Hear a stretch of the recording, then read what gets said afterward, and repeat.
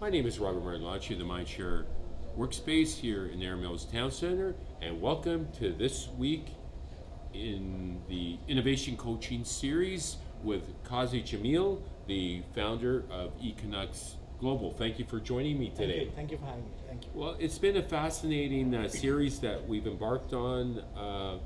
Kazi, you've brought some great insight in the previous talk about how governments can nurture innovation, because it really is about nurturing a smart city and a smart ecosystem. And today we're going to focus on individual innovation, because I am constantly thinking for myself personally, how can I make myself better, or how can I refine my company to be more innovative and efficient, if you will?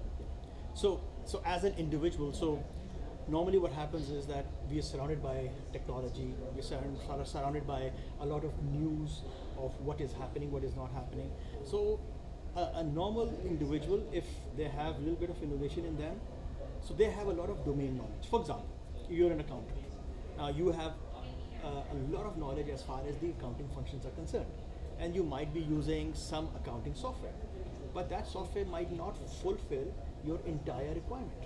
So you come up with an idea that, hey, what happens if I do this? What happens if I do that? So that's what we call as the ideation process. So you have an idea, and the idea is around your domain of knowledge. So you take the idea, you have that domain knowledge, and then you start testing it out with your friends, your peers, and you see whether that idea can be of any worth or not. Okay? Now, it is a process, so let's talk about the structure to help individuals. So now here's the leap of faith, right? So if you really want to use this idea and go and structure it, so a lot of people simply have that idea, and then after 6 months they would say, oh, that company has launched it and that was my idea, right?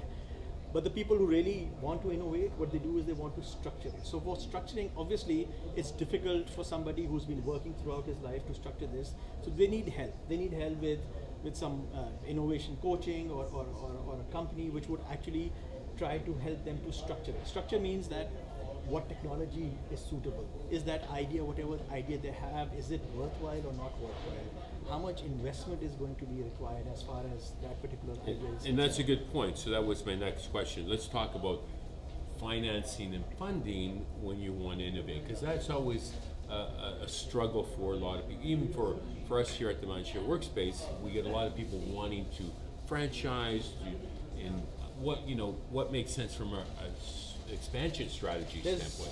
There's no one winning formula. So for example, getting financing done, you can do it by getting a loan. You can put in your own money. You can put in your own savings. At the same time, you can leave your job. You can work for 2-3 months full time. That's also a huge investment, right? And you're actually eating from your savings. But before you actually do that, it is always advisable to talk to someone who would give you the reality check. Somebody who would tell you that this is something. That's my wife. Every day she gives me a reality check. I'm just saying.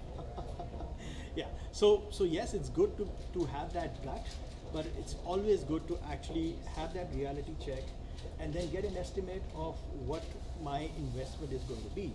Whatever that estimate is, multiplied by 2. Okay. So I would suggest because that estimate is always shoots up. So plan for the worst, and if you do good, that's amazing, right? So get somebody. Great advice.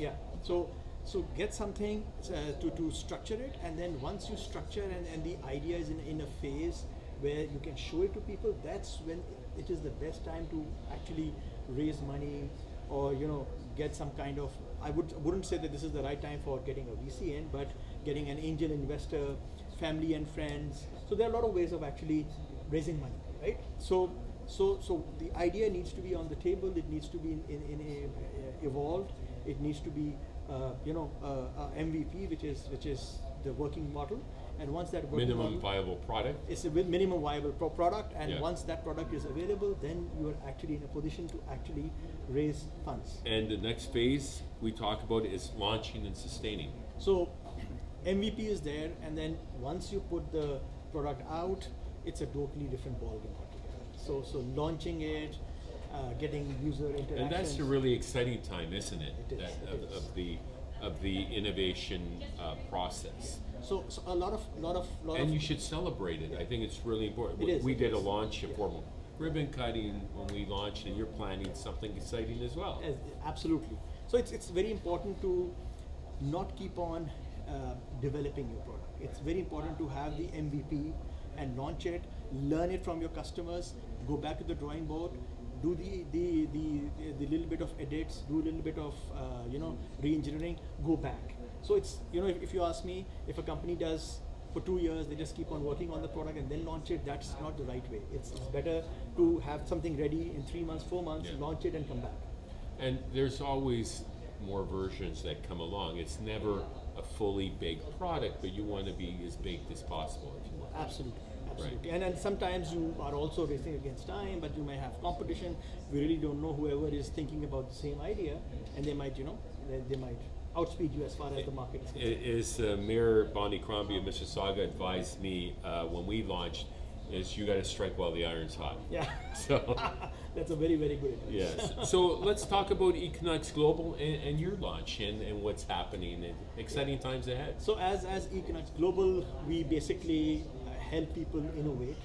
We handhold them from the ideation process to raising finances to helping them build using whatever technology stack is useful. So we want to position ourselves like an innovation coaching company. Bring us your idea. We will tell you. We'll be very candid whether it's workable or not. And then from that day onwards, if it's workable, till the launch and post-launch, that is where Equinox Global is going to handle you. And you've got a platform as well for small business that really makes it go to market very efficient. Yeah, so we have a website called equinoxglobal.com. You go over there, and based on that, if you want to start something on e-commerce, want to have a mobile app, want to do social, so it's all a la carte, which means a monthly rental, and it's as low as like $15 and as high as $200, $300. So it's no one-time cost. So we understand how businesses work. So businesses, it's very difficult to sort of spend $2,000-3,000 upfront. So if you can break it down into say $100, $150, $200 on a monthly basis, it's much easier and much quicker to work. So that's how Equinox Global works. With that, I thank you for your time this afternoon, Qazi Jamil. Thank you. That was Qazi Jamil of Equinox Global, concluding our individual innovation coaching series show here at the Mindshare Workspace. My name is Robert Margolacci, and until next time, keep the learning curve steep.